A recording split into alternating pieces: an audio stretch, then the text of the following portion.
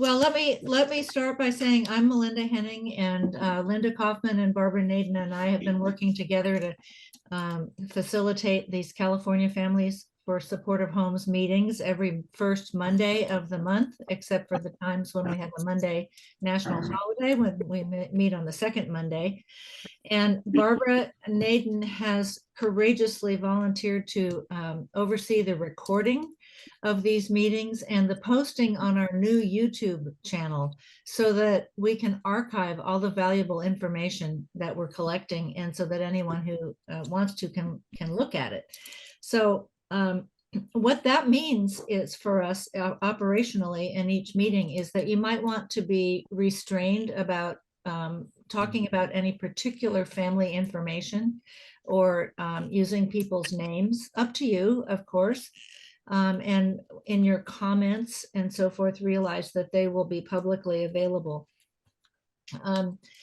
I also want to say a big thank you to Linda Kaufman for managing the email list and bringing in some new people also, and for facilitating a lot of the meeting today. We are going to have a wonderful presentation from Teslim Ikharo, who is the executive director of the Supported Housing Community Land Trust in Alameda County. And this is a brand new, the first in the nation, community land trust that is specifically focused on developing supported housing. And in particular, this one has a requirement for family involvement. So it's truly innovative, a new model. And the community land trust model in general is a very clever financing strategy because it can ensure affordability and the designated residents. The property essentially becomes a community asset. And so it's a very promising way to go. I know that when Teslim is speaking, you'll have lots of questions. And so please put those in the chat. I will be monitoring the chat, and Teslim, I'll ask you, would you like us to interject with questions, or would you like us to wait until after you're finished presenting? What would be your preference? You're muted too. I would be open to either. I feel like if it comes with the flow, and if there's a question, we'll see how that goes. And well, I'll see if it's a clarifying question about something that you're talking about right now, I might interject. If not, if it's something, a whole new topic, maybe we save those questions for afterward. And then if you have questions that don't get answered, we will try to follow up. I just want to make the distinction between a question and a comment. Comments are good. We would like to keep them short. The really overarching purpose of this meeting, this whole California Families for Supportive Homes, is connections.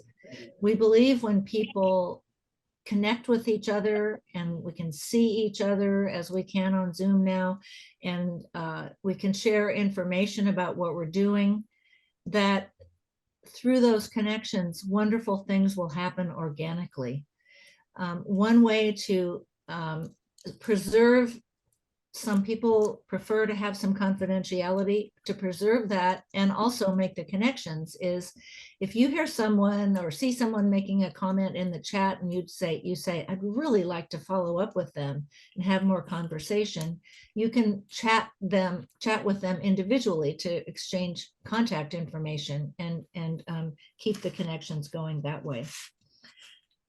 So I think that's all the sort of housekeeping things. Have I forgotten anything, Linda or Barbara? Okay. There's one thing I would like everyone to stay muted unless they're talking. Yes, once we get going, let's everybody mute, because on the recording, if you talk and you're muted, is this the way it works, Barbara? Your photo comes up to the front and it kind of makes what happens is who's ever speaking is going to be who's on the screen, and that includes background noise. So it can be kind of disruptive to the recording. Okay. So if your dog is barking or if my cat is meowing at the door, then you become the center screen, not the speaker. Okay. All right. Well, it's my pleasure serious pleasure to to welcome and introduce Teslim Ikharo, Executive Director of the Supported Housing Community Land Trust. And Teslim has a wonderful background. He's an urban strategist, a community convener, an impact investor, using finance, real estate development, social services, and policy to produce positive change. With several professional lives as an investment advisor, a real estate developer, and managing director of social service programs, Teslim brings experience in mental health, homelessness, formerly incarcerated, and social justice discipline to Supportive Housing Community Land Alliance. How did we ever find you? This is wonderful. An Oakland native, Teslim grew up in the city's Diamond District, a neighborhood he credits with helping to shape his worldview and belief that diversity is a necessary component for creating resilient communities. He believes that proximity and access to public spaces, academic and cultural institutions, and public transit are the bedrock of inclusive, diverse, safe, and healthy blocks, neighborhoods, and cities. As SHCLA's first staff person and first executive director, Teslim is most excited about bridging the gap between academic research on access to high opportunity neighborhoods and SHCLA resident health outcomes. He looks forward to working to democratize beauty by adding elements of art and design to each project so that residents and the surrounding neighborhood feel more socially connected. Teslim, you're a visionary and you're an operational day-to-day make it happen person. We're really excited you're here, and we're eager to hear about how the Supported Housing Community Land Trust is working, and community land trusts in general, and what's happening specifically under your purview. Yeah, thank you so much, Melinda, and thank you to everyone else who helped coordinate, Barbara and Linda and everyone else. I see a lot of familiar faces on the call, so it's a pleasure to be here.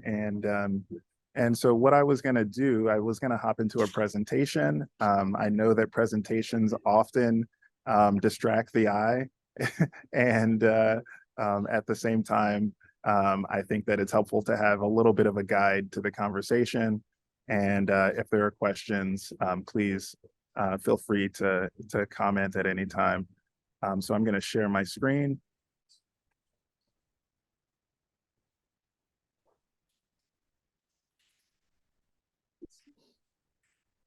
And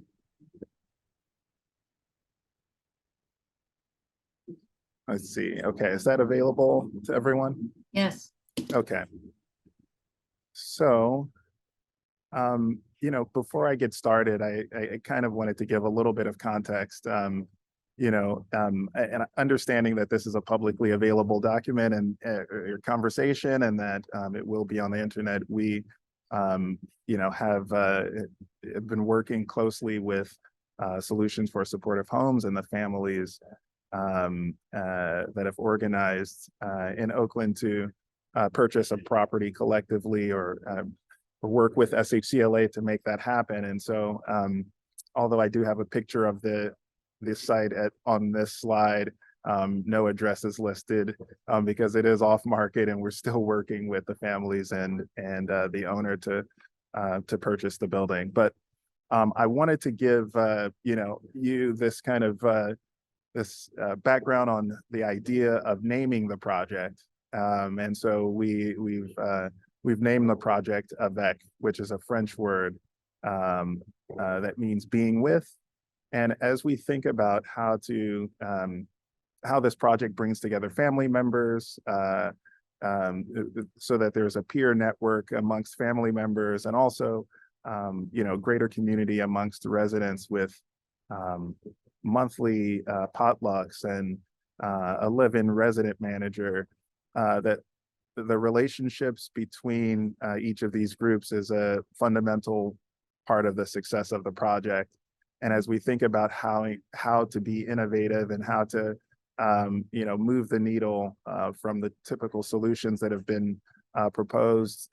We know that social connectedness, collaboration, and acceptance are a core part of our project. I'll give a little bit of a background on SHCLA just for those who are not as familiar, a little bit on CLTs, which are community land trusts, talk about our innovation as an organization and some of the impacts and some of the next steps.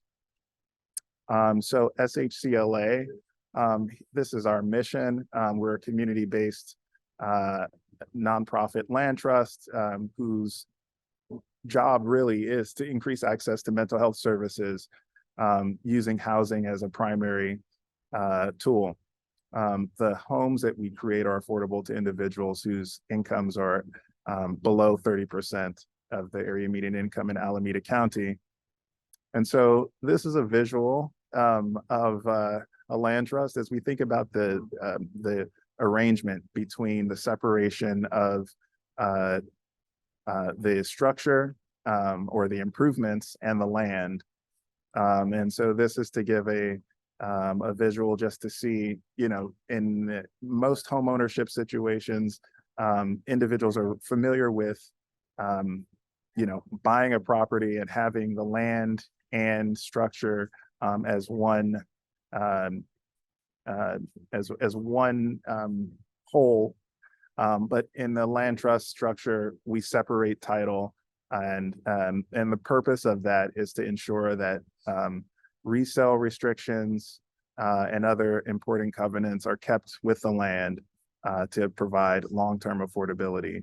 And those covenants, typically run at least 99 years, which is the maximum that you can have under the law. And SHCLA, has developed a resale formula for this particular project, and each project has its own resale formula. And so under our funding from Alameda County Behavioral Health Care and the Office of Homeless Care and Coordination, SHCLA was designed to create two types of projects.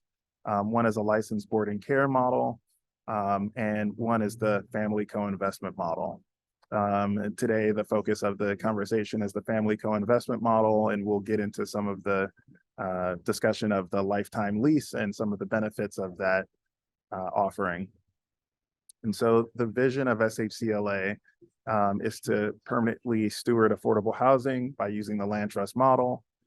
Some of the items that you referred to in terms of art therapy and biophilic design, plants and trees, and the importance of that to one's mental health, and access to high opportunity neighborhoods. And so some of my work, it has really looked at some of the outcomes related to location, and location often being a significant role, playing a significant role in one's mental health in recovery.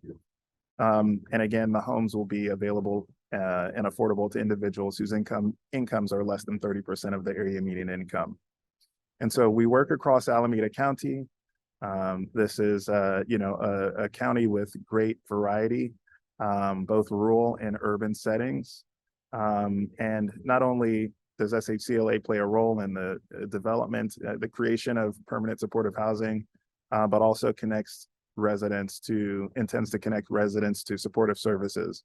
And so we have had internal conversations about some of the best providers in the county, trying to work with them, ensuring that, there are annual or biannual self-assessments using Corporation for Supportive Housing's dimensions of quality matrix, and also tracking recovery using the milestones of recovery.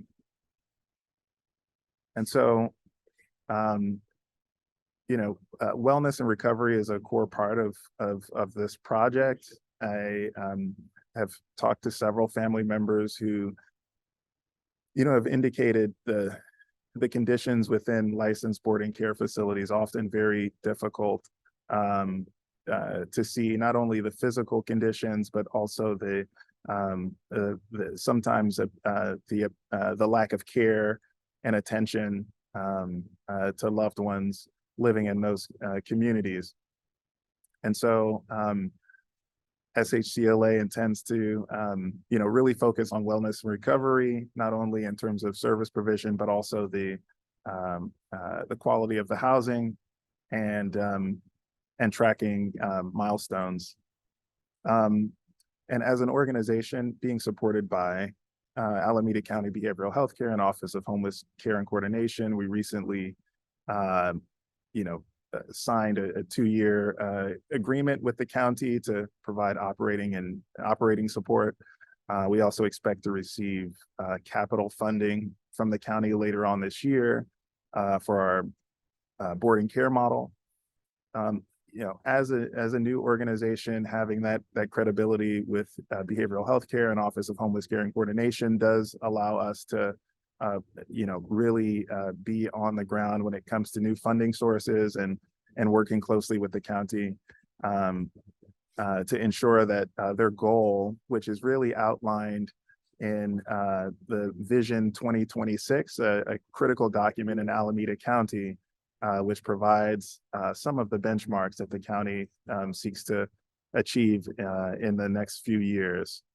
And so some of these outcomes are listed in the following slides, but Alameda County needs to produce more than 700 new units of permanent supportive housing annually.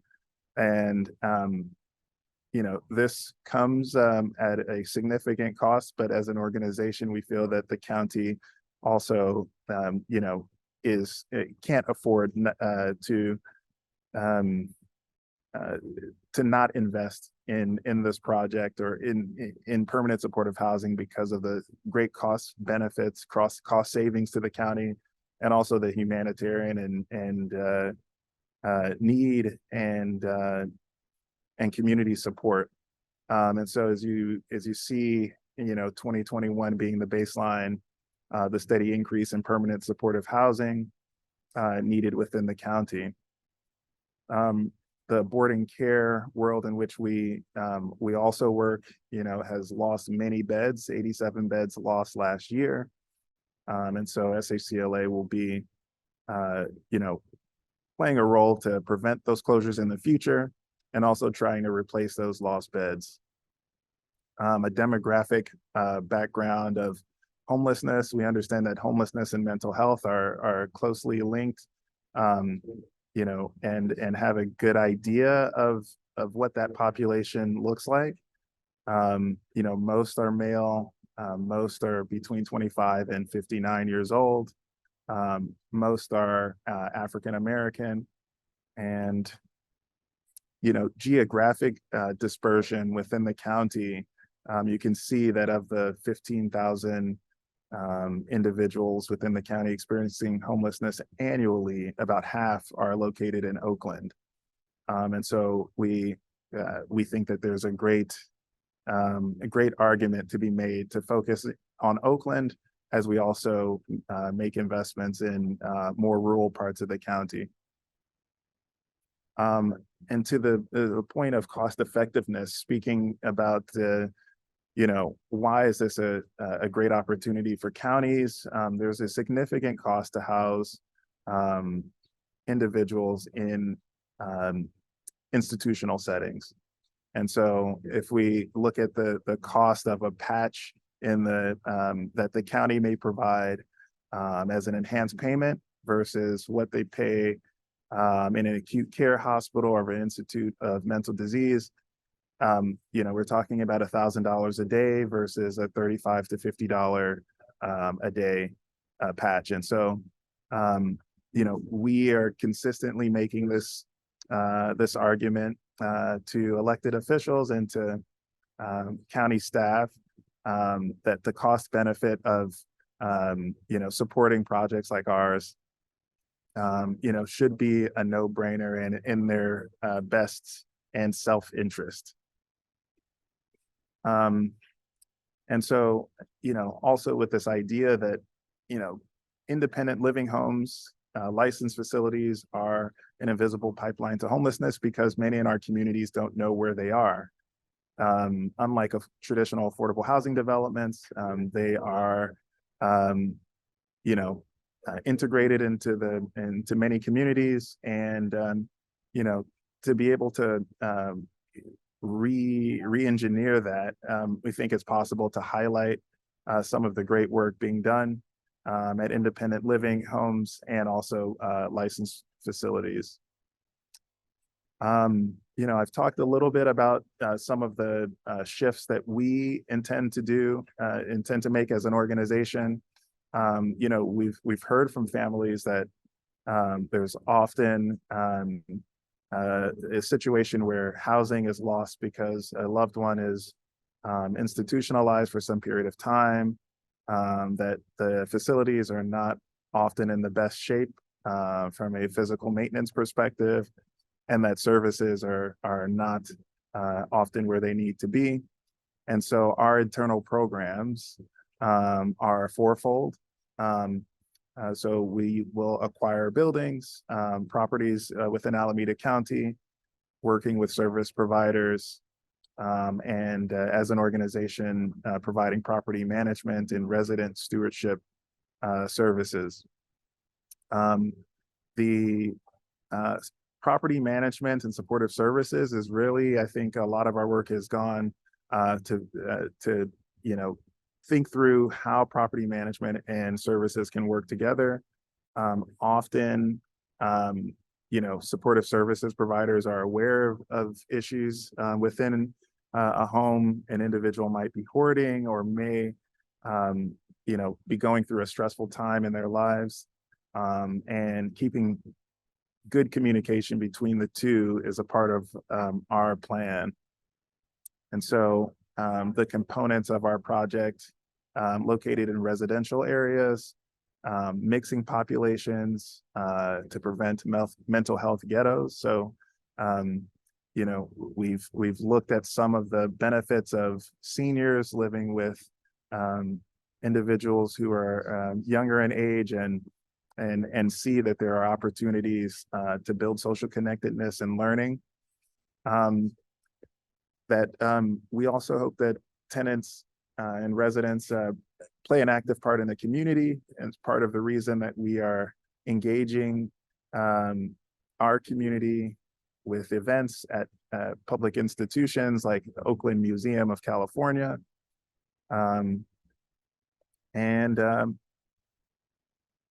We also, want to ensure that that community supports are encouraged.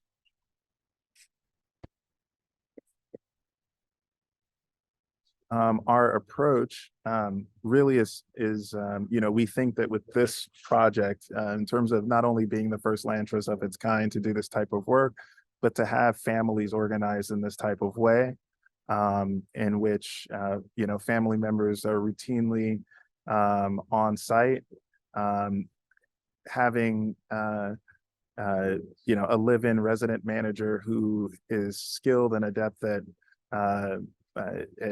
checking in with individuals and ensuring that they you know, feel connected in the home, is an important part of this project, and what separates it from others. And also the fact that there is a peer community, peer participation and peer led initiative is a part of this project. The idea of creating a resident council where residents can voice their concerns, share those with SHCLA, and provide a kind of a flat organizational structure that in a lot of ways mirrors a lot of the great things we've heard from providers like Synergy and the modified therapeutic community. So I won't explain our whole strategy, but you know, wanted to give a background of the way we intend to work across Alameda County, and I can definitely share this presentation with you all in email. Again, a focus on quality, and I want to share the lifetime lease concept with you, which is, I think, a focus of many on the call. And so the lifetime lease, option came through a number of discussions with families at Vernon Street. There was an intention initially for family members to purchase the building and SHCLA to participate in making that happen. We,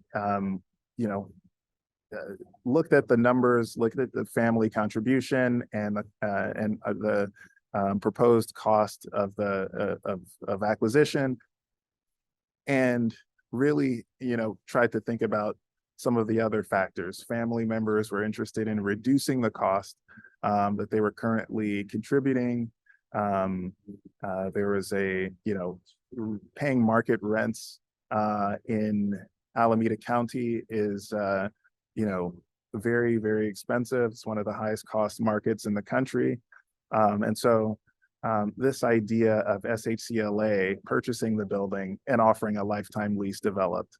And so there are two parts to a lifetime lease. And this concept really came from and comes from the senior retirement community. It's a concept that is, we've kind of borrowed and are using it for this project. And so there are two parts. One is an entrance fee.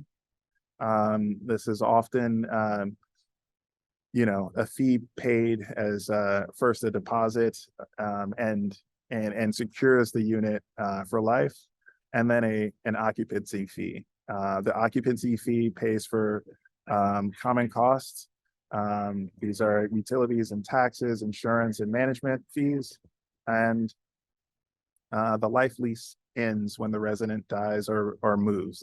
SHCLA intends to purchase the unit back at the end of at that time, and then execute another lifetime lease with a new family. And so just thinking about some of the pros and cons, or the differences between lifetime leases and home ownership.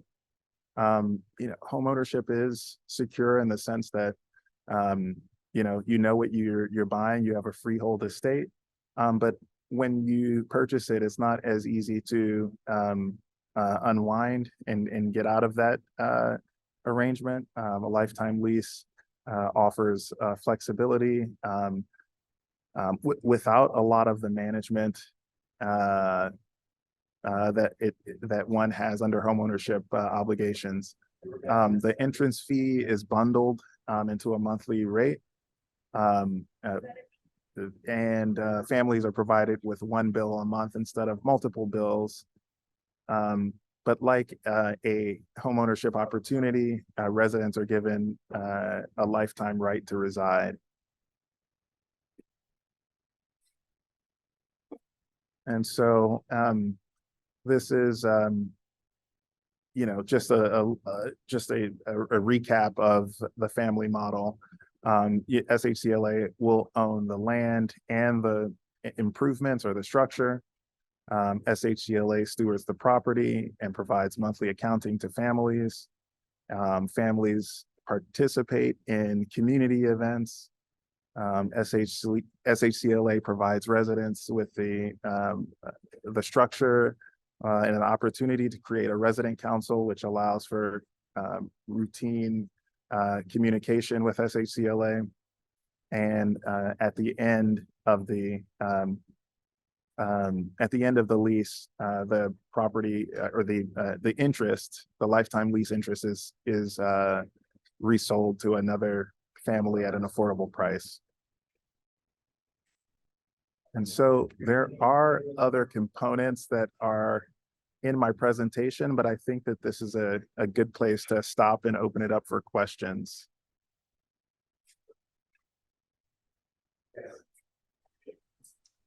Carla has a question. Can you unmute yourself, Carla?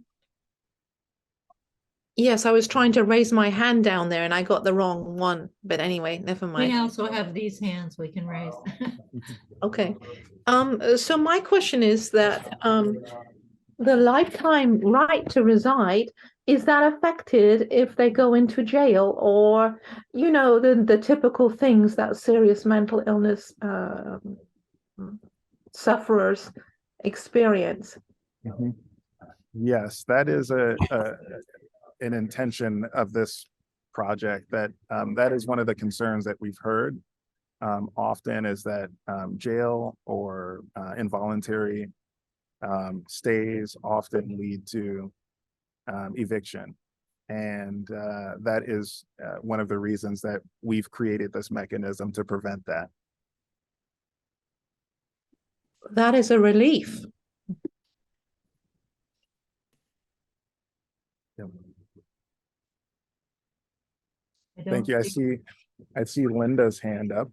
Okay.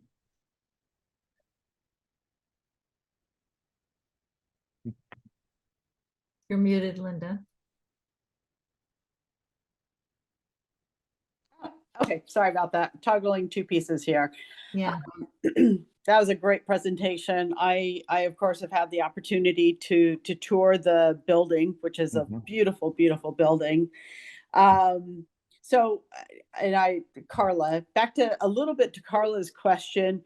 If, let's just say, somebody is incarcerated, or maybe they are, at a MHRC level of care like Villa Fairmont for, let's say, 2 months, 6 months, 9 months, just like my home, you would have to continue paying. Are you allowed to sublet if it seems like someone's going to be gone for a fairly lengthy period of time? That's one of my questions. And then, because from when I came in toward the program to now, it seems like there's more involvement and partnership with the county, which is amazing. I know how difficult it is to get a nonprofit up and going, especially with a housing component. Are there any outcomes or data that you are tracking right now? Because it is such an innovative program. And it's, it just makes me wonder, to demonstrate how this is working for other people to follow in your footsteps, or for you to expand. What are you tracking right now? Mhm. Okay, thank you, Linda. To the first point, you know, in relation to individuals being able to sublease the units for a long-term stay, I think, we've discussed, the desire to have tenancy remain even in place of hospitalization or incarceration. A 6 month, gap. I think we haven't actually, work through that situation in particular, but I think the goal is to provide flexibility to families as opposed to home ownership. And so I think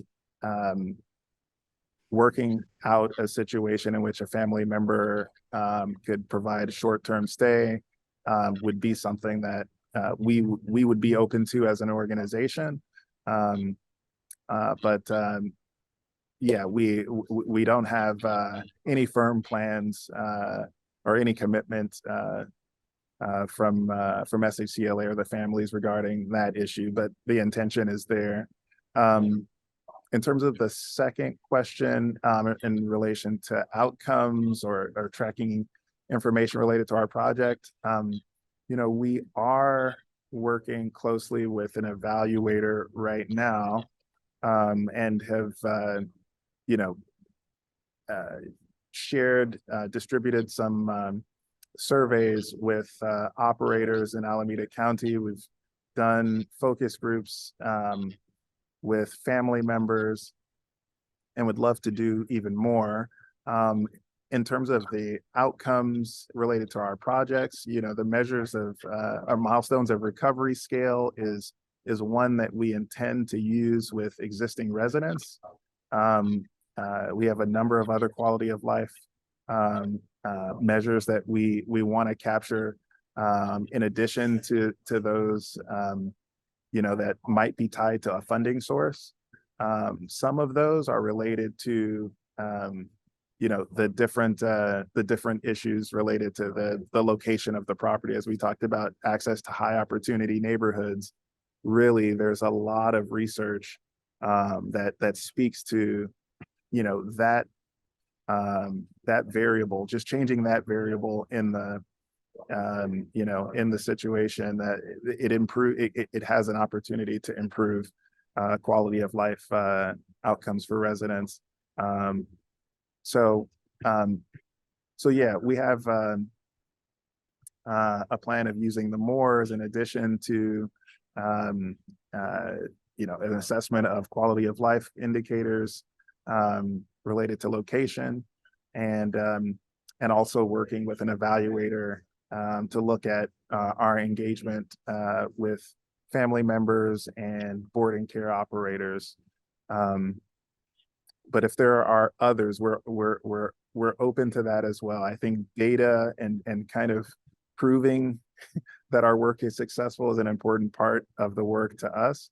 But even more importantly, that some of those outcomes should really be tied to firsthand experiences from residents, that that they feel safe and secure, and that they feel like they are on a path to recovery.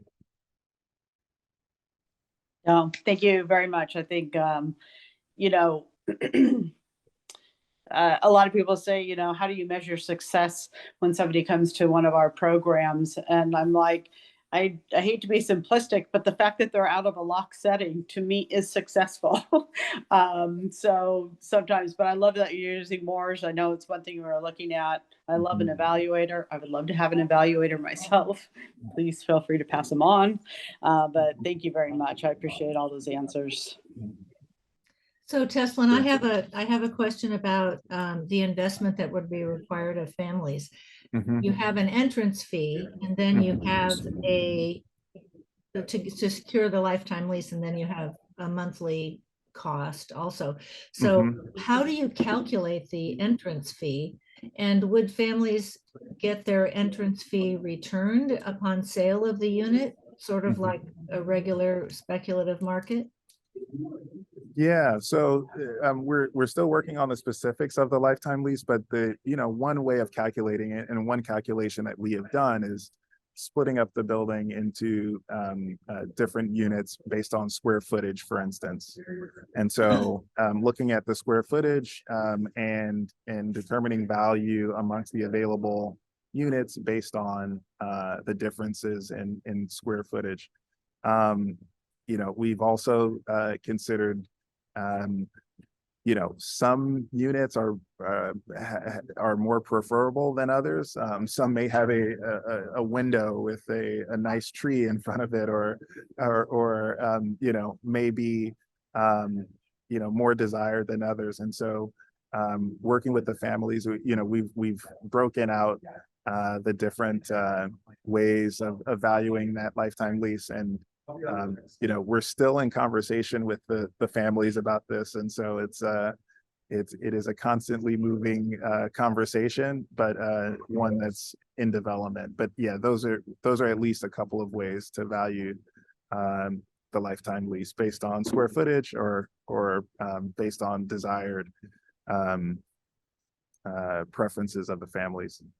So I was wondering if the land trust itself invests part of it, so that you can really take the value of the building and divide it by 9 if you have 9 units, and say this is what a family needs to invest to get the lifetime lease.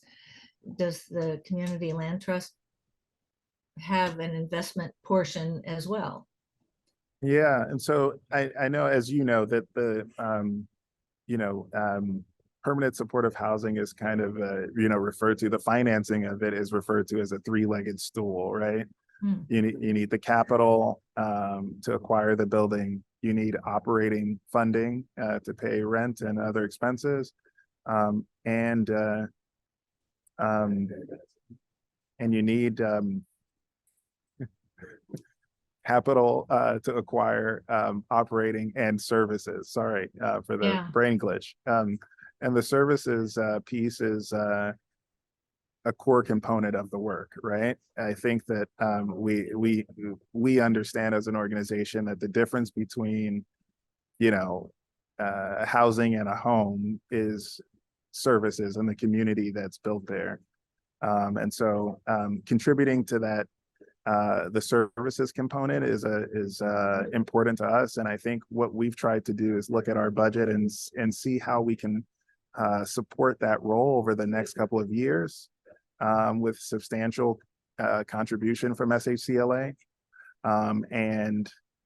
And to also, look at funding beyond the initial couple of years to support that position. And so it is significant in the hundreds of thousands of dollars out of the SHCLA, budget to support that. And then there's, the financial feasibility piece is still leaves a significant gap, even with the family contribution. One of the things that we're modeling right now is reducing the family contribution from market rents.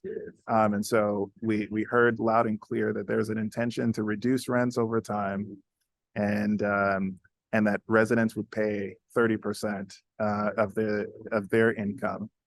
And so in combination, the two sources of funds from the individual residents contribution and family contribution, what we have modeled right now being less than half of the current rent at the property. And so yeah, we think that that's a significant benefit, but what it has done obviously is reduce the net operating income and increase the gap. And as a community land trust, we see that as an opportunity for us to fundraise. And so I am in fundraise mode and have, we're looking for opportunities to work with high net worth donors, corporate donors, and others to support this project. We think it is unique and does serve as a model for the rest of the country. If we can actually show families contributing a substantial amount, still leaves this significant gap, but that the broader community, especially being in the Bay Area with tech being a huge part, even though I know that they're struggling a little now, that there could be that could be one of the avenues to fill some of the gap, and then the other being public sources. So several public sources we're going to be going after. I don't see another hand up. Oh, yes, Suzanne. Okay. I have Thanks. lots of questions, so I'll try to let That's other okay. And Teslim, you're beginning to answer some of these already, but I know you're innovative. How many properties are currently operational? And what is the expectation of the self-care of someone who moves in with you? And over time, that will naturally change. What does your model have in it to be able to support that part? And how can people who make less than 30% AMI participate? Yeah, great questions. To the first one, your first question about our portfolio at this time, I can.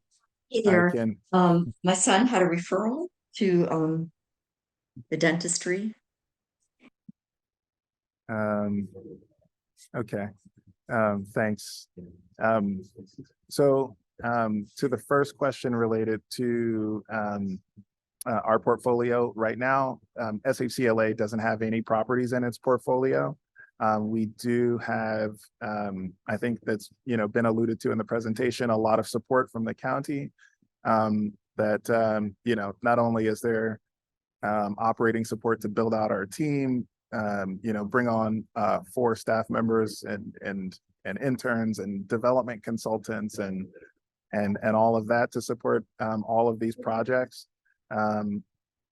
There is a growing awareness amongst the county of our work, and so the zero in our portfolio now, I expect it to grow significantly in the next year, and the county does as well. So in terms of maybe changing, thank you, in terms of changing needs of individuals over time, this is a unlicensed facility, an unlicensed home, which means that residents don't need assistance with activities of daily living. I know that you know, will change as an individual ages, and we've heard that there is an interest in individuals aging in place here. The community is really one in which you know, you feel at home and you feel like you know, you're able to be connected to grocery stores and public spaces, and but at the same time, we do understand that you know, at this time there is the facility is not, the home is not licensed for you know, as a licensed facility to be an ARF or an RCFE, a residential care facility for the elderly. So the, you know, the plan really is you know, to create a situation in which families, if their loved one has an intention of, or it needs to exit at some point, that initial entrance fee is refunded, and SHCLA would work to ensure that a higher level of care is available somewhere else. SHCLA does take on the burden as an organization of purchasing the property to ensure that happens. You know, I think it's you know, we understand that a core part of our work is not to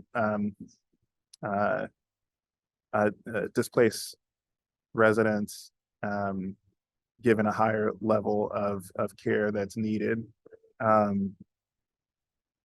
So Suzanne, did I answer all your questions? I don't know if you had another one.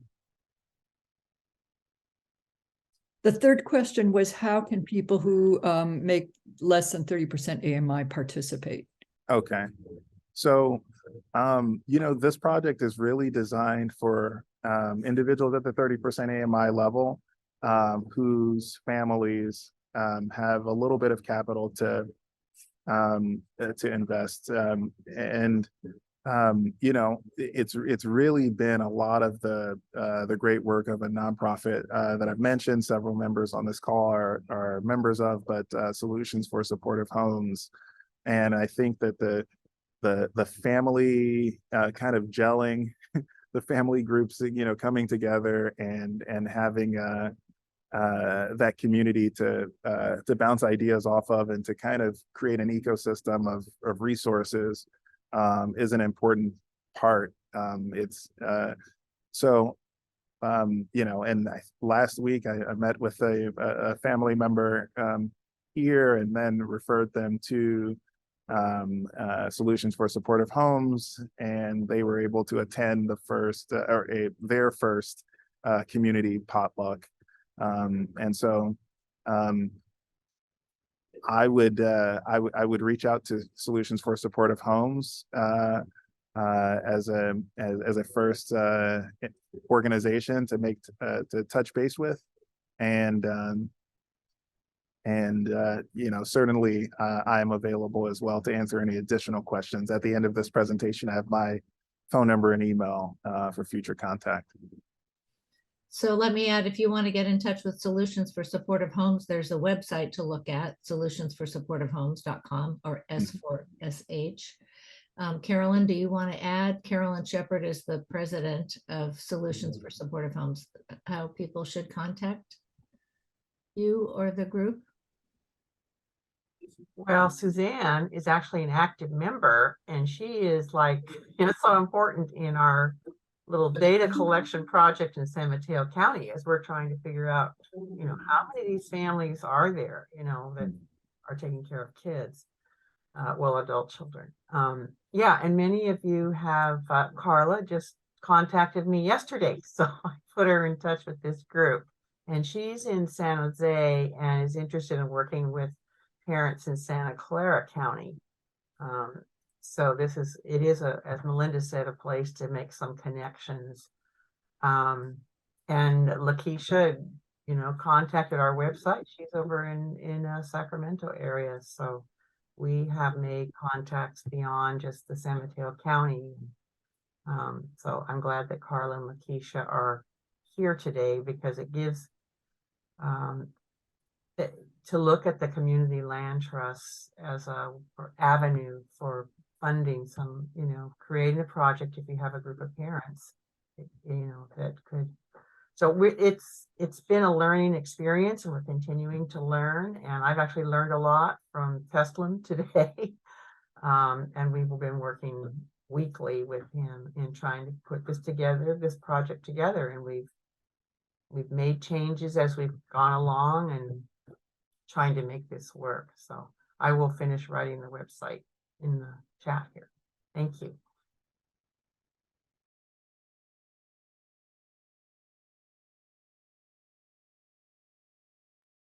Melinda, Carla has her hand up. Yes, Teslim, I really appreciate all this information. It's really very helpful. I have a question about whether or not the idea of having them, the participants, have some form of work to do, or some community help that they're doing. Because I know with my loved one, it always helps for them, whether they're driving for to help out, or whether they're gardening or painting a mural. It gives a sense of buy-in and empowerment. And I know that work is a form of self-esteem. It gives you a purpose, doesn't it? And it helps you feel part of the community. Yeah, thank you. Great question. We agree. Work is one of the challenging subjects with Social Security, as many people know, that they kind of disincentivize. This is on video.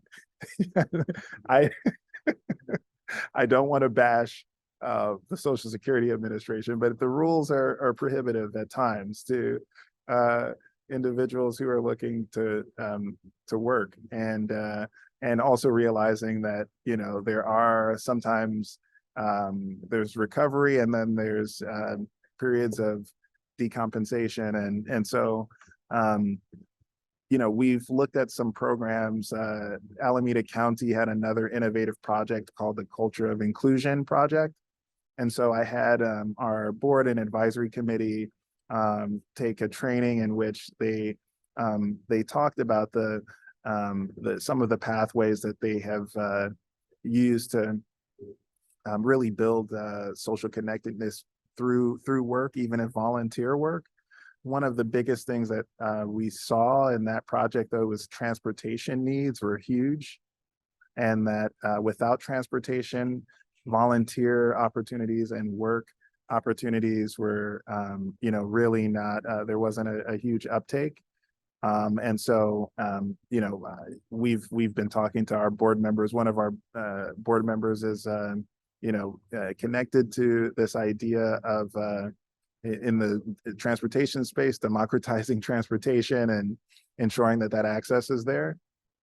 But some of the activities that have formed organically at the site, the live-in resident manager is very connected to nature and is very handy, and has created there are plans to, create a community garden, and there are other activities that he's been able to foster at that location.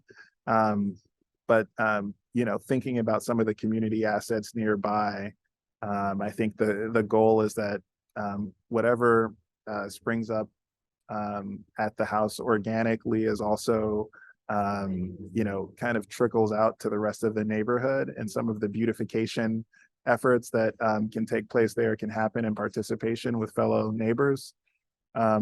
We do intend to hire a director of workforce development and training, which is in our budget, and a lot of that idea is possibly down the line to create a social enterprise of some sort, but initially I think increasing opportunities for a career ladder within the licensed or unlicensed boarding care world, where you have peer support, individuals who have lived experience also being there to participate in the operation of licensed or unlicensed facilities.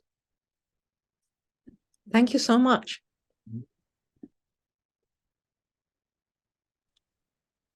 I have a question about the services component. Mhm. Did you say that you intend to contract with the service provider? And how does that financing work if you do that? That's Mhm. one question I have. Yeah. So SHCLA has, we're in discussion with the families about covering the expense that we anticipate over the next couple of years, that there's a budget for the position. I think that we've looked at the families' costs related to that position now. They're self-funding that position. And we understand that in terms of the three-legged stool, working with the county, to get a long-term commitment to support that position is necessary. But initially, SHCLA, the goal is to self-fund while fundraising and looking to support that work in another way that. But initially, the idea is to self-fund the position. So you're talking about a position, so would be a dedicated person Yep. for this site. But I was wondering whether or not you would contract with a service provider that does case management and has lots of things, Yep. to offer. One of the things that we've talked about in Solutions for Supportive Homes is that if we don't partner with the advantages of partnering with an organization that is experienced in service providing and has staff, and when staff leaves, they get new staff, and it's an organization we can expect to last over time. That's a different thing than saying, let's have one person on site that we might lose and then have to rehire and all like that. So what is your thinking about that strategy? Yeah, exactly. Yeah, thanks for the clarification. There are two local service providers that we have identified, and we have. I have my own personal experience of representing individuals with SSI and seeing their experience with service providers, and also our board and advisory committee are very tapped in and have given recommendations about the different service providers, which ones to look out for and which ones to, think about working with.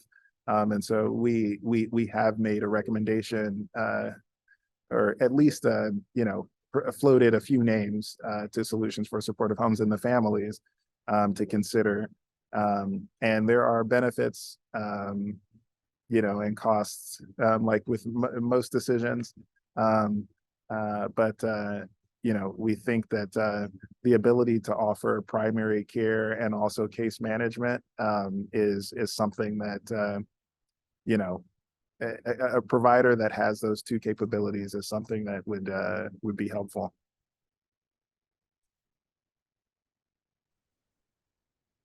Anyone else have a question? I did see Linda's. Yeah, Okay. in my chat, in the chat box. Yeah. Okay. In the chat box, let's see what she said. What have been the greatest barriers and things that you would do differently? And has the property actually been purchased now and owned by SHCLA? Yeah, let me do the first one or the second one first, because that's easier. We haven't purchased a building yet, but we are closer. We do have our current financial models of this project, given the assumptions that we've gathered from the families, and we'll be working with Solutions for Supportive Homes to have follow-up conversations about some of those assumptions. The second question, or the first question, in terms of what we would have done differently, again, this is like getting myself in trouble, talking about partnership with the government. It's, I've worked with the government before in terms of county, but sometimes things take a little bit longer than you expect. I think really kind of incorporating that into some of the earlier conversations, I think, would have been helpful. Let me think if there are any others. I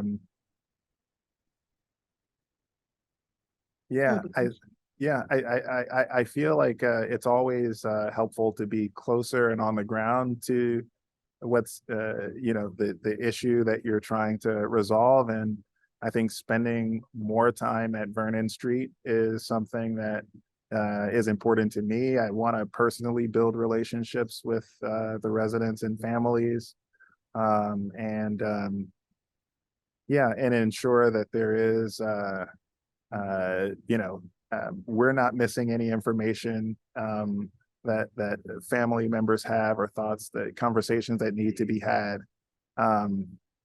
Amplify and increase the amount of some of those engagements. So in terms of the composition of the residents, I know that your strategy there is to have some of the residents will be from these families that have gathered, and some will be coming from the coordinated entry program in the county.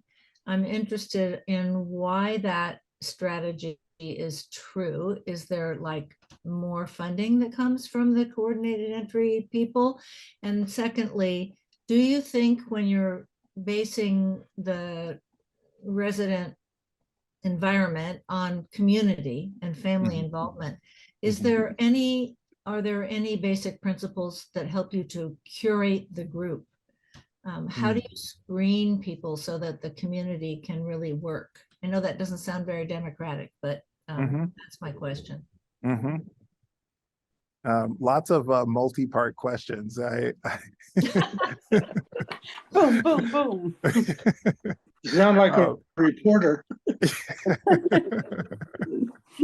But it's great. Let's see. In terms of curating the community, I think, we have, lucked up in this project having a group like Solutions for Supportive Homes that is organized with the families. And something clicked when I was thinking about this project early on, where it was the difference between resident social cohesion amongst the resident, and then this other element of the families, and how supportive that is to their loved one, having peer support amongst the group.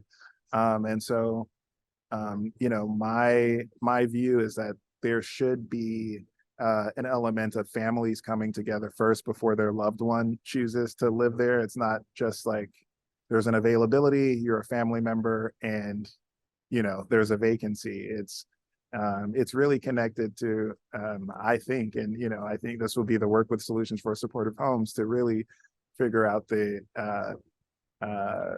some of the ways to vet family members. But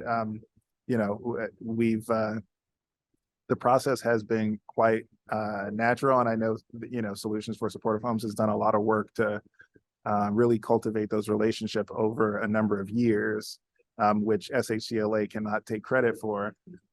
In terms of formalizing that, I think that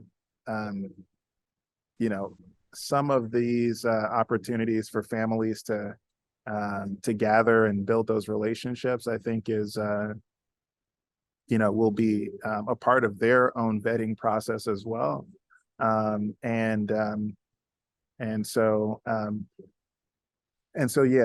see questions in the chat, and also another one, but there's 6 units occupied, 6 family units occupied, and a few vacancies, and 1 resident assistant occupying a unit. And so there are about 2 units that we intend to offer either to coordinated entry or to another population.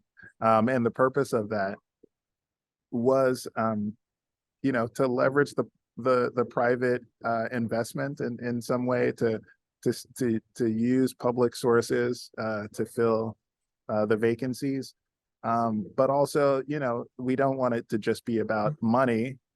We also want to be thoughtful and have had conversations with the families about coordinated entry, and are there ways for us to for residents to come for, or potential residents to engage over a meal, or to ensure that that process is not just the most vulnerable with no connection to the group. There's an idea of actually integrating those individuals, and yeah, we don't want it to just be purely financial. And was there another? Yeah. Can I ask a more practical question? Because we Yep. Ourselves are struggling with this right now, is how you propose to manage or work with the substance use. We've had an increase in our program of individuals with dual diagnosis. We've added 3 KDAC counselors to our program, and I see a little bit better management, insight, classes, groups, support, but it's a huge struggle for us right now. Do you anticipate, you're not like an SLE, you can't, evict anybody, and personally, I'm not in favor of that, depending on the situation. So have you guys thought about that? Have you come up against it yet? Because if you haven't yet, I can almost guarantee at some point you will, either by visitors or your own residents of the units. Yeah, thank you for that. So in terms of the matching with families and future residents, that I think the idea has been that the highest need residents are,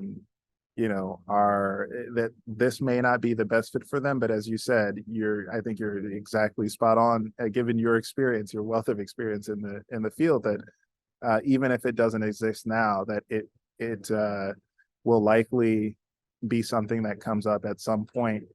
A lot of the trainings that we are, that the resident assistant and also residents will go through, I think are something we've talked about is, conflict and de-escalation training of, how to address that. In terms of, accessing or using substances and the prevalence of that. We, like most providers, take a harm reduction approach and don't necessarily see use as the primary concern, but really the behaviors. And so I think part of the preference of working with a service provider that also has primary care connections is that those co-occurring issues are that there's actually support outside of the on-site services. So yeah, I know that is something that will be an increasing issue in all of our work, and I think it's not. It's even beyond SMI populations. I think COVID and the conditions of our current time, the stress on so many individuals, have created a higher level of dependency on substances. So, but yeah, Linda, whenever I get a question from you, I'm always like, want to throw it back at you because you have so much experience. But yeah, I would love to, connect on that issue and think thoughtfully about it. Yeah, no, thank you. It's a huge thing right now because it can be destabilizing of our clients' mental wellness. And yeah, it's complicated, but thank you very much. I mean, and also thank you for all this time. I mean, it's such an innovative program, and you know, and I think one of the things that we're trying to do is really get these educational speaks or talks, you know, onto a place where it can be shared with other people, because everybody can't be everywhere at the same time or the same place. So I appreciate your thoughtfulness in this. It's really a wonderful program. I'm really very excited about it. Yeah, thanks so much. I would second that, and maybe we wrap up with something a little bit more visionary. I just love this concept of democratizing beauty. Can you talk a little bit more about that? Yeah. I you know, when I think reflected on my own personal experience, I think in my bio it talks about growing up in Oakland in the Diamond District. I really felt like I had so many things at my disposal. I had, you know, Diamond Park was there, the library was there, and I was literally the kid going to the park or going to the library, reading a book, going to the park, running in the stream, you know, playing sports and doing all of these things. And when I started getting deeper into kind of the social design, social program design, and seeing some of the differences and outcomes between me and others in my community, I realized that you know, not only location was a factor, but some of the access to individuals with so much wealth to give to me. It really was, you know, the village was there for me. And so, you know, not wanting to hoard all of this wealth myself, feeling like, you know, I was determined to try to ensure that others also had access. And so that means, you know, really from all aspects of one's life, I feel like we're all given special gifts. And even if we're having difficulties at some point in our lives, it's only a phase. It's an opportunity to, you know, to learn and to grow and to heal. And so, yeah, so many of these interventions in terms of like, you know, biophilic design and art. If I try to think about, you know, luxury in its highest form, I think that it's often these things that are, you know, plants and biophilia are like a hot topic or something that's in every magazine now. But even though it is, it has some of these glossy features, it also has direct benefits to individuals with SMI and to, I think, pretty much everyone. And so I think it's an attempt to try to take some of these ideas that have been kind of relegated to only special groups and populations and saying, you know, we deserve, everyone deserves that. And so that's a part of that. And we intend as an organization for it to be more than just optics. It's really about feeling like you're cared for in that way and that you can participate in opportunity. It's really shocking that such concepts are thought to be innovative in the field of taking care of people with serious mental illness, because it's so obvious and needed. And it's wonderful that there's this vision and this conversation and even science all around it now.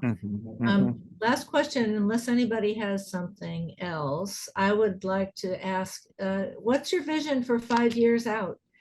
In 5 years, what will SHCLT be doing? Yeah.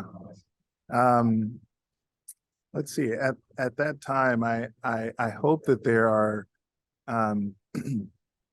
at least, you know, a few years of resident communities coming together and gelling and feeling like they are in a special place with special opportunities. You know, we think about our housing as, you know, maybe starting in an urban area, in the urban core of the city, as we talked about Oakland being the epicenter of homelessness and a lot of the mental health issues in Alameda County, but also understanding that more rural settings are preferable. And so having a continuum that, you know, that stretches geographically.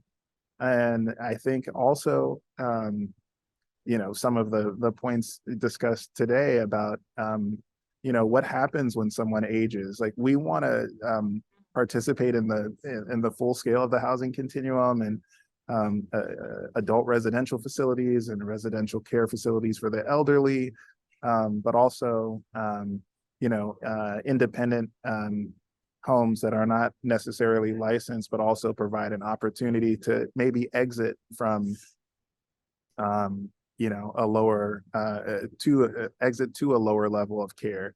And so, so yeah, I think it's really about residents coming together in this way, feeling like they have options and are as hopeful about the future as anyone else.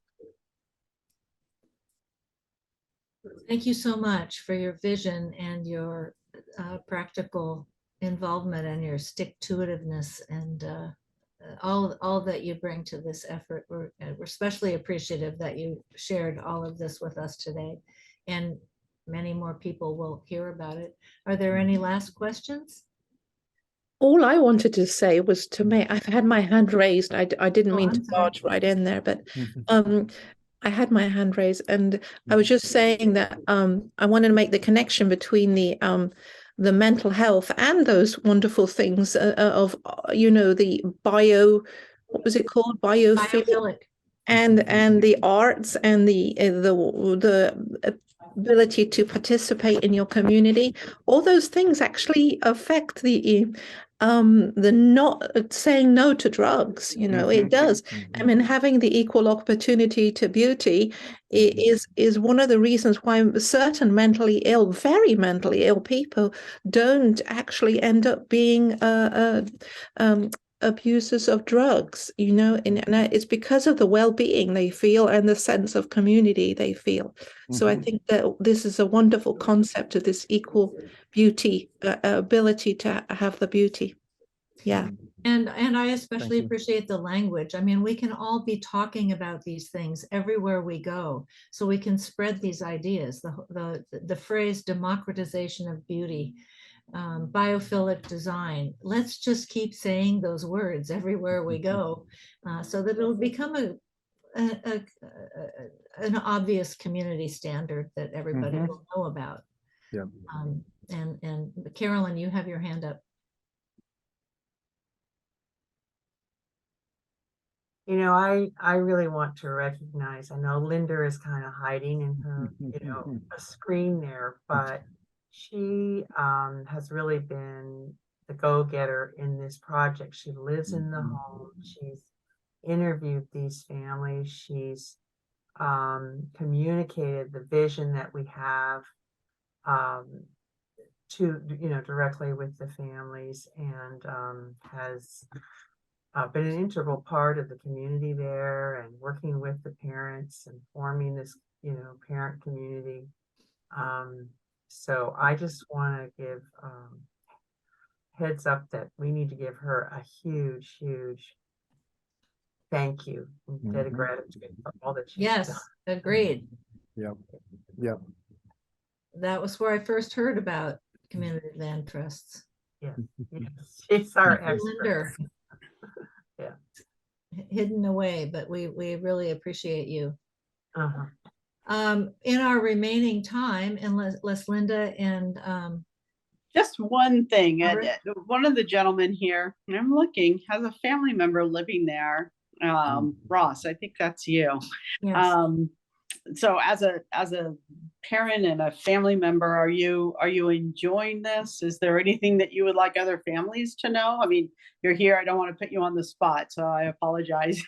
But is there anything you would like for us to, kind of spread the information about, because this is going on YouTube and my inclination is to share a lot of things like these. So I was just wondering if you had any thoughts. I don't feel put on the spot at all. I'm grateful for the opportunity to thank Linda for everything that she's done. I don't think any of this would have happened without her. And the experience has been fantastic because of, I think, a big part of it is the families. And there's a kind of a cohesion that's happened naturally among the families that I know that the residents feel the support of that. And I think this is a wonderful project, and I'm behind it all the way. Oh, that's good. Wonderful. Good to hear. Well, Barbara, Linda, do you want to add anything? We could transition to updates from the rest of our members. Or talking about Yeah, I just wanted to also add that this, I don't know if it was this last weekend or the weekend before, we attended the family potluck at Vernon. And it was an amazing experience. The transformation of that space is really beautiful. The sense that I got of camaraderie, not only among the family members, but among the residents and their enthusiasm. And I mean, it just almost gives you chills to see how different that environment is from what I have seen as other, shared residential areas. And it's, yeah, so making this happen is important. And spreading this is very important.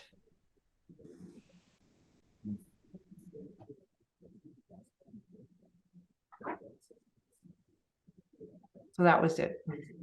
I think we all agree. Thank you so much, Teslim. Yep. We would love to have you stay with us while we get some updates on what people are doing in their own areas and talk about our next meeting. Or if you have to run to another meeting, we understand that also. Yeah, I do have a little bit of work, just a little to do, but Just a little. a pleasure to be here with you all, and I really appreciate the time. Thank you for giving us such encouragement and uplift in Absolutely. a difficult cause area. Thank you so much. Definitely. Thank you. Take care. Bye. So for the rest of us, I want to report that our next meeting, which will be on May the 1st, it is the 1st, isn't it? May the 1st, the first Monday of May, we will be having Ian Adamson as our guest. And many of us know Ian, having worked as the executive director of Mateo Lodge in San Mateo County for years and years, I mean, decades, really. He is, a lot of people think of him as some kind of a saint. He's a very loving person. He's one of the first to form a community outreach team. He has a family crisis team. If you're having a problem, he and his people go and to your home and help you right away. He just left me a message the other day about some little detail thing, and he said, I don't have time to talk because I'm off to do something really important. It's really serious, but and he's just on the go. But here's his new project. This is a man who gets a dream and holds on to the dream for decades. I remember 20 years ago when he came to a NAMI meeting and said, because you're all family members, I want to share with you my dream. I'm going to say it out loud for the first time.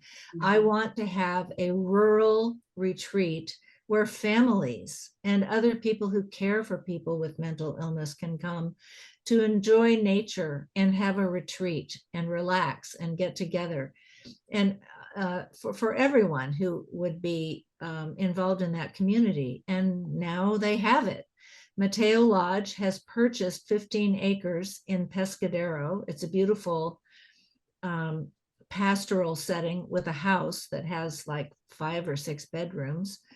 They're not planning to do housing there, at least not right now, but to have this retreat. And I went to a program there recently where we had a tour of the property, and they have built a beautiful deck off the house where you can look out at all this beautiful land.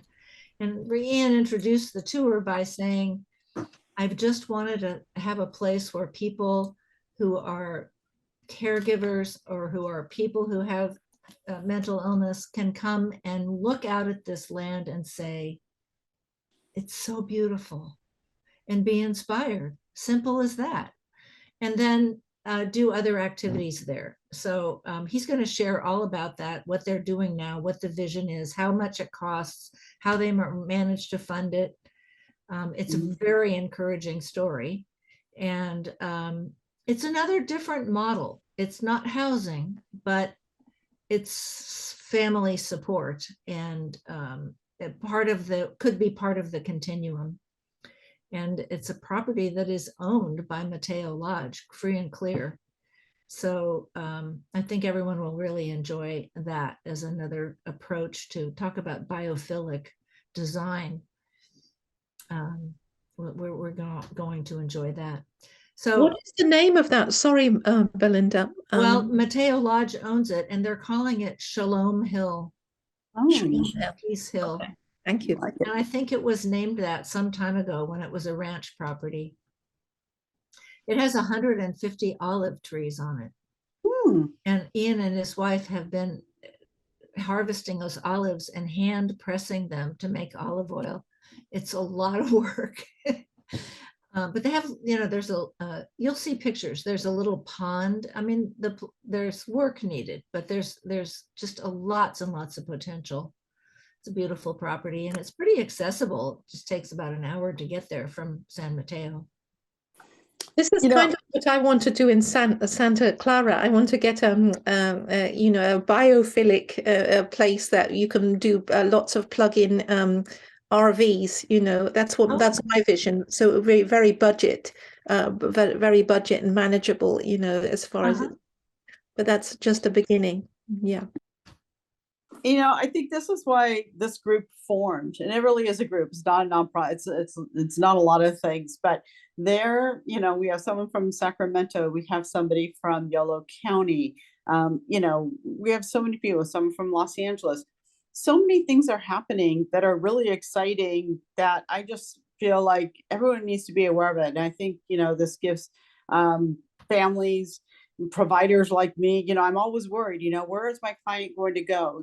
Is that place, a good quality place, or is it a room and board? And, I'm always worried. I mean, you have your family members to worry about. I'm constantly worried about 242 clients that I serve. What are those next steps? I have 242 family members or families, that I know there's more out there, and this is why this group is important to learn and see. Kevin's house, Angela will probably come back this year and talk about Kevin's house again, because I think it's important to see how people are progressing and avoiding pitfalls. Because I know everything that can go wrong with creating a boarding care and adult residential facility. And so I always tell people about the pitfalls, but there's also wonderful things out there happening that are really important to highlight also. So who has an update? We've heard about solutions for supportive homes. Maybe Carolyn, maybe you'd like to talk about the Invisible Population Project. Oh, yes. So Suzanne and I are, we came up with, or I did, I go to these presentations for cities and so forth. And developmental disability group, Housing Choices, which I think functions also in Santa Clara County, has data of how many families are in our situation taking care of their adult children, and as concerned as we are, what's going to happen with them.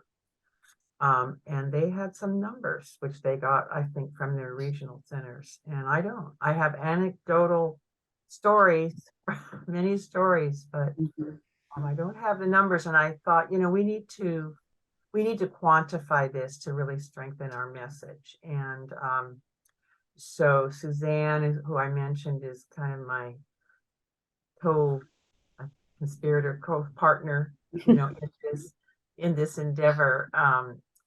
She is connected with the homeless I don't know the name of her group, but it's a homeless group with the farm workers over there on the. You can chime in, Suzanne, if you want. Yeah, somebody said, you should take this to a university and a doctoral program at University of San Francisco. So Suzanne made that connection, and we have now been working with the nurse practitioner doctorate program at the University of San Francisco. We have a doctoral student, and to quantify this, to look at what transition programs work, because as many of you know, can't just put your loved one somewhere and say, it's going to work like magic. It doesn't. So, and then hopefully have some policy recommendations. We did do a survey through NAMI. We got 68 families to respond, which I know is probably the tip of the iceberg of the number of people that are in this situation. And the problem is that these numbers aren't known anywhere. Nobody knows how many of these families there are out there, and potentially our future homeless group, if we don't really take into consideration that we need to prepare different kinds of supportive housing, because parents aren't going to outlive their children. And so the interesting thing with the NAMI survey, it gives you a little flavor of the kind of support that parents are providing, and how many really don't have a care plan after the parent is caring for this loved one. So, but we're trying to access some other, right now with the Medi-Cal, to get an idea of what is the scope of this population in our county, and maybe we can expand it to, California if we can get this. And our doctorate student is putting together the data, and we're going to do a presentation with the San Mateo County NAMI chapter in May. And eventually, if we can get more data, we would like to do a presentation with the Board of Supervisors in the county. So anyone can go to that May NAMI meeting, I think. So it would be NAMI San Mateo County on May 13th, their general meeting. May 23rd. May 23rd, sorry, May 23rd. And so just go to their website and see about how to sign up for that. It's open to the public on Zoom. So if you wanted to hear about it, we call it the Invisible Population Project, because we know that there's so many people who are living in family homes that nobody talks about. And I could go on. Yeah, so Melinda is the one that coined that phrase, so the professor asked, gee, what should we call this? I said, well, you know what? Melinda calls this the invisible population. She says, I like that. So, well, we know that there are lots of families like us. This is how Solutions for Supportive Homes got started, is that we're all doing our best to take care of our loved ones in various places, sometimes at home, sometimes adding support wherever they are, financial support, all the different necessities.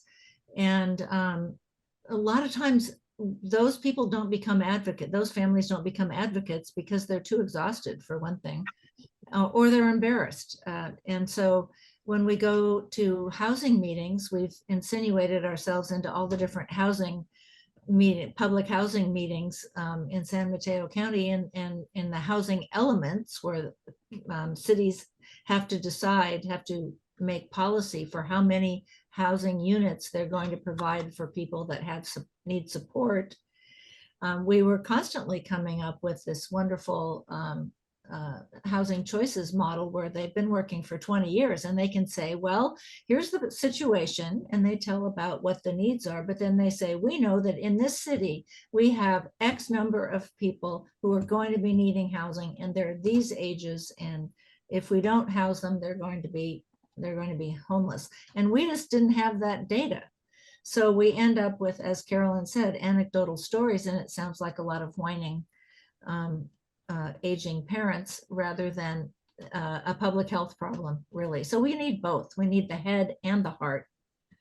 And so that's what this project is about, to make visible this invisible population. And, I want to say I've been really encouraged, like Melinda said, and we're just a bunch of whining parents. The university took this very seriously and said, this is really important. And I did talk to our city manager after the county has been working on reducing homelessness. And I said, we're trying to count families. He says, good, because it's a real problem. So you just feel a little, I don't know how supported that, yeah, we're on the right track. This is something we need to do. And just think about it, it's going to be a PhD thesis, a published official academic work. Yeah. It's, maybe equivalent to Alex, what's his last name? Alex Bernard's work about the conservatorship continuum. It's academic credibility. So it's a big deal. And our policymakers really need our help. And this is very concrete help. So that's one thing that's happening. Who else has some news to report? Amy does. Nice to see you, Amy. It's great to be here. It's great to see everybody. I'll just be brief. I just wanted to say that Elpida, where my son is staying that's in Marin County, they've been going through some really bad problems with leadership and board members and things like that. And so a group of us parents have, called social services and done various things to have people come in and check. And it's sort of improved Elpida, just calling social services and having people more visibility that way. We are thinking about the idea of what would it be like if we created a law which said if you are on the board of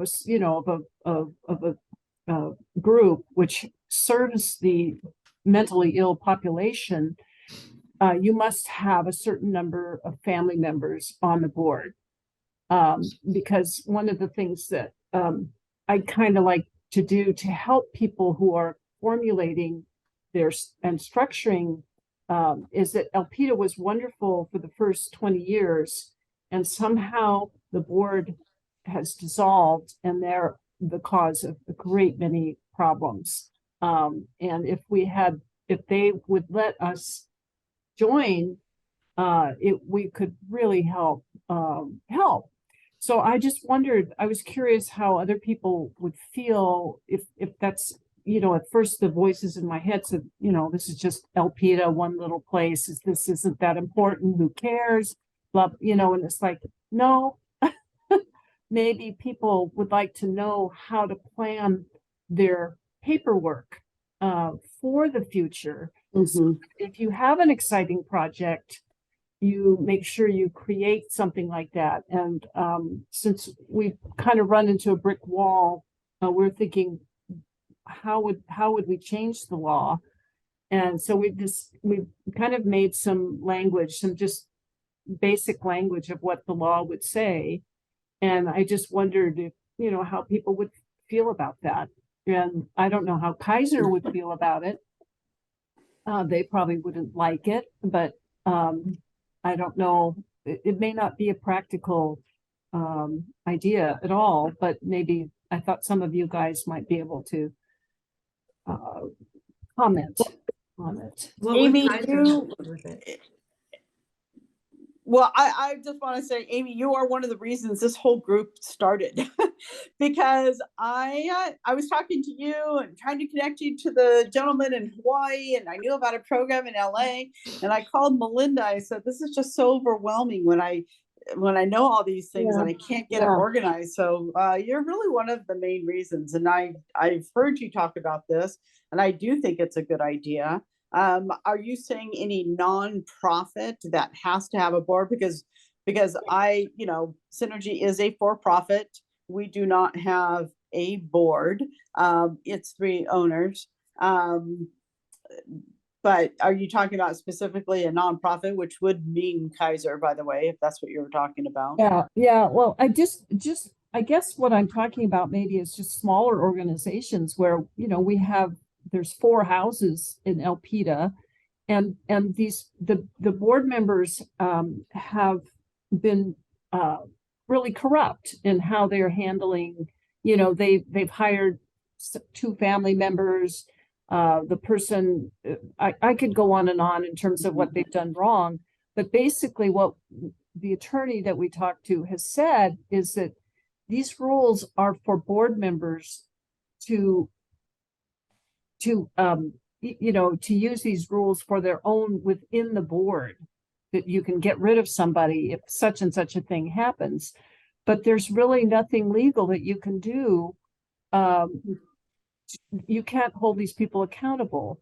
And so we thought, well, maybe we should create some language that says, you on a board like this, like Elpida, maybe not every board, but just certain specific boards would have to have a representation, not a majority, but just some kind of representation. Where you have to have family members, participating, because we are, even though Elpida has sort of improved because we are sicking certain organizations on them, we're in danger of, losing Elpida, just because of mismanagement. So I don't know if that's any clearer. Suzanne, you have your hand up. Just totally brainstorming, is Elpida accepting any kind of public funds? No. None. Hmm. Okay. Because I was thinking that it might be possible by going to our legislators and saying, hey, any organizations that are receiving public funds, we would like to have impacted people on the boards, a certain percentage. Mm-hmm. But, this might be trickier because of, Yeah. And I guess it's such an unusual situation, but maybe it isn't that unusual. I mean, there are, families that are getting together on a very small basis and, creating their paperwork. So what is the funding source of Elpida? They don't have anything. I mean, they don't, Wow. It's basically all done from parents to, tuition, basically. So it's sort of like a cash basis kind of thing? Yeah, it's like they call it room and board or something like that. And it used to work, and they own the houses, and they're paying, mortgages on them. So that's helpful. And I think originally wealthy families did down payments or something like that to get the houses to begin with. So it's a nonprofit. Totally nonprofit. Nonprofit with 4 houses. Okay. Mm-hmm. And now one of the houses, because of mismanagement, we had a major plumbing problem. And so now it's 3 houses. So they had to move everybody from the one house to the other houses because of mismanagement, basically. So, it says I would live with Elpida. I need to deal with my son immediately. So, so you're looking for a place, Carolyn? Mhm. Are you still here, Carolyn? Let's see. I don't think so. Oh, okay.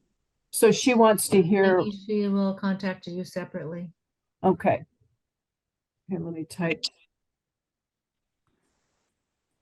I don't think she knows it's in San Rafael though, Oh, but I shouldn't speak for her. Well, Amy, I think you and I have talked a while ago. I was in a similar situation with a different program very similar to Elpida called Boyer Foundation. And again, through mismanagement, the whole organization disbanded, and they're like, okay, we're out of business. You need to find something in the next 2 weeks. Ooh. And everybody that was there got that same kind of notice. So I think your concerns are very real. And what have you tried working with the board at all? I assume that they're just Oh yeah. And you know, and you guys helped me. My husband did most of this research. We did this extensive thing. We contacted people. At first, it's been years, and then we were like, let's try to help. We can do this. I mean, it was just remarkable. There were certain people I would not have had the patience. I would have just screamed, meeting with some of these incompetent, the board members and the person in charge, but they were fantastic. I mean, we had one family that he basically said, listen, I would like to be on the board. I could help out. I'm thinking of contributing and doing the roof on one of the homes, and nope. So we did this whole thing where we interviewed, all these places. We got quotes from people saying it's better to have people on the board. And all of this was a very cooperative, positive thing. And then the guy who said, I'd love to be on the board. Sorry, you're a family member. So his daughter needed to leave Elpida and move, which was fine. And so he said, oh, I'm not a family member anymore. How about if I be on the board now? Oh, nope. Sorry. Something's going on there. So it's just, it's crazy, really. And so they've hired somebody that is completely overwhelmed. Luckily we have the caseworkers. They really do care and they're good. But we were very short-staffed. So the website, it looks like Shangri-La. Let's just move to Elpida and everything is wonderful. There was no, nothing is going. They're saying and all of this stuff, but my son's happy. He's happy there. He's become more independent. And so, I can't just jerk him around. I mean, he is happy where he is, and others are as well. So anyway, yeah, that in a nutshell, that's kind of what's happening at Elpida. Well, I'll tell you, Amy, that experience with Boyer House and then the other places my son lived after that was really my motivation for getting involved with Solutions for Supportive Homes, and wanting to participate in something that's more run by the families, or that the families have a big say in it. Yeah. Yeah. And yeah. Okay, good. But my circumstance was different. My son was not happy where he was, and we had to find another situation for him. Yeah. So I think your situation's much harder. So, Amy, Yeah. you may know about,